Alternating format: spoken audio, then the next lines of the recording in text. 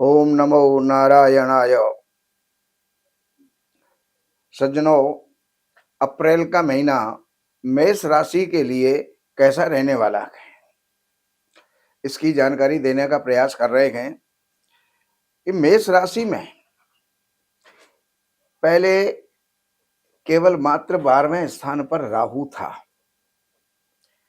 जो बहुत खर्चों के अंदर उथल-पुथल मची हुई थी।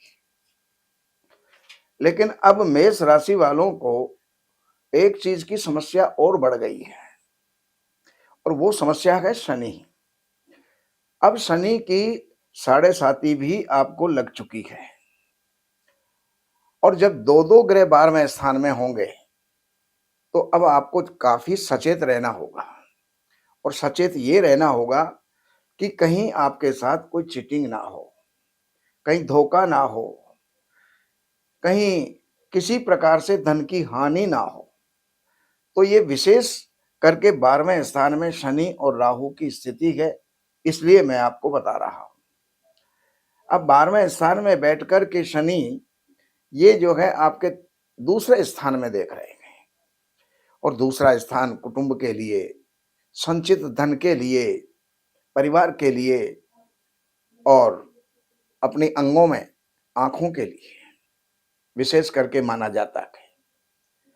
तो जहां जहां जो जो चीजें मैंने आपको बताई, ये इसके अंदर किसी न किसी प्रकार की पीड़ा, परेशानी, कष्ट, ये सारे जो है आ सकते हैं। तो उसके प्रति आपको सावधान रहना होगा।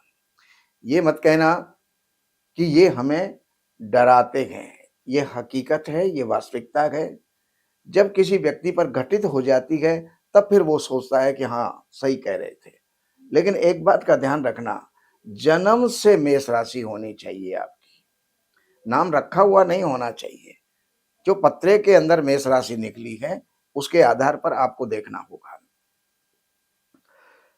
राहु की स्थिति भी 12वें है, और उसकी जो दृष्टि है वो आपके चतुर्थ स्थान पर जा रही है। अर्थात आप थोड़े से व्यग्र रहेंगे, चिंतित रहेंगे। एक चिंता गई कि दूसरी चिंता सामने आएगी। कुछ भूमि, कुछ भवन, कुछ वाहन या माता के संबंध में कोई ना कोई परेशानी आपको आएगी।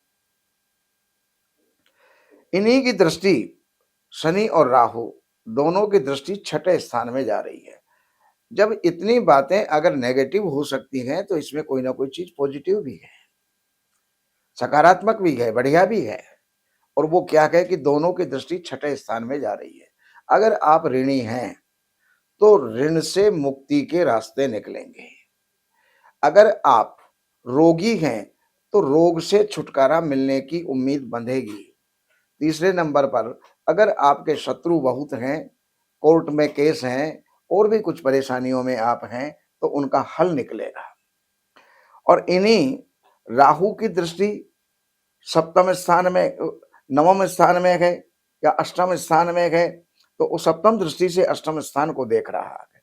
तो ये जो दृष्टि इसकी नवम स्थान के अष्टम स्थान के अंदर जा रही है, ये स्वास्थ्य को अकस्मात कोई ना कोई जो है घटना, दुर्घटना, इस प्रकार की स्थिति इसके अंदर हो सकती है। तो ये आपको जो है सावधान रहना होगा।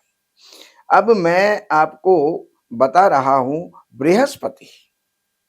ये बृहस्पति आपके दूसरे घर के अंदर हैं। तो जितनी शनि और राहु के द्वारा क्षति हो सकती है, वो होगी, लेकिन उसको बृहस्पति कवर करेंगे। बृहस्पति उसमें सुधार करेंगे। परिवार में विग्रह होगा, लेकिन सुलह हो जाएगी। धन का नाश होगा, लेकिन फिर कहीं ना कहीं से आने के रास्ते खुल जाएंगे। तो इस प्रकार की स्थिति आपकी आर्थिक और पारिवारिक रहेगी। बाकी ये बृहस्पति छठे स्थान को देख रहे हैं, तो छठे स्थान पे जो है दृष्टि अगर बृहस्पति की जा रही है, तो शत्रुओं से समझौता होगा, रोगों का समाधान मिलेगा। ये सारी बातें जो है आपके लिए होंगी। अब वही बृहस्पति 8वें स्थान को देख रहा है। तो 8वां स्थान स्वास्थ्य का होता है, विशेष करके आयु का होता है, उसमें वृद्धि होगी। बृहस्पति के कारण से आपके कारोबार में वृद्धि होगी। कोई अगर आप अभी तक कहीं कोई नौकरी में, कोई पेशा में, इसके अंदर अगर आप नहीं हैं, तो कहीं कोई नौकरी आपकी लग सकती है, व्यापार आपका बढ़ सकता है, राज्य अधिकारियों से आपको लाभ हो सकता है, पिता से आपको लाभ हो सकता है, राजनेताओं से आपको लाभ हो सकता है। तो ये जानकारियां मैंने आपको दी। अब मैं आपको दैनिक राशिफल देने का प्रयास कर रहा हूं। तो 1, 2, 3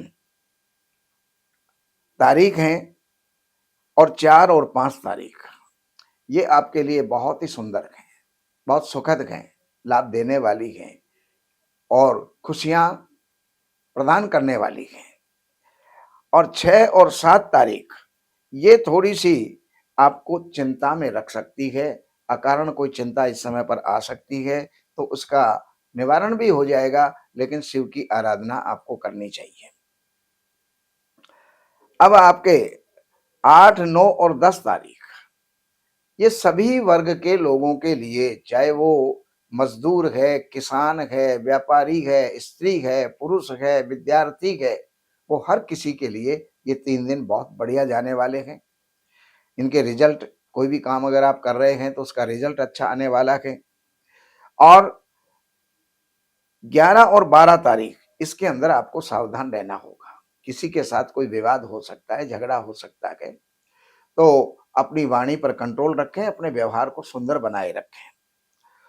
13, 14 और 15 तारीख, ये अगर कोई व्यापारी हैं तो उनका कोई ना कोई पार्टनर होगा, गृहस्थी हैं तो पत्नी होगी, पुरुष होगा, तो इनके साथ अच्छे तालमेल इस समय पर बनेंगे। 16, 17 तारीख, ये जो है आपके स्वास्थ्य के लिए ठीक नहीं है। इसमें आपके स्वास्थ्य पर कोई विपरीत प्रभाव पड़ सकता है। कोई लंबी यात्रा की योजना है तो उसको इस समय पर स्थगित कर देना चाहिए, छोड़ देना चाहिए।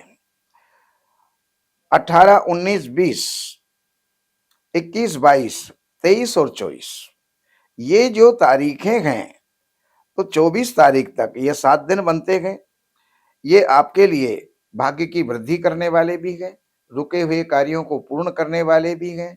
कोई आपके अफसर से, आपके बॉस से कोई अच्छी प्रसन्नता या उसकी जो है मित्रता आपको मिल सकती है।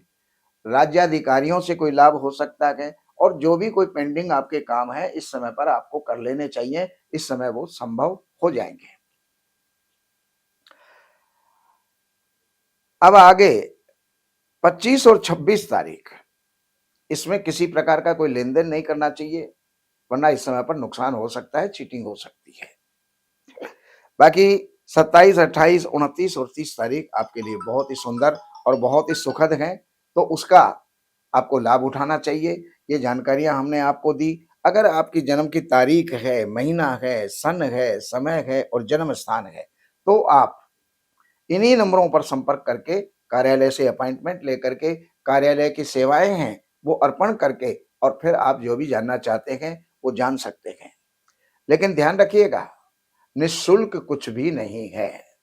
इस बात का ध्यान करके फिर फोन कीजिएगा। नमस्कार।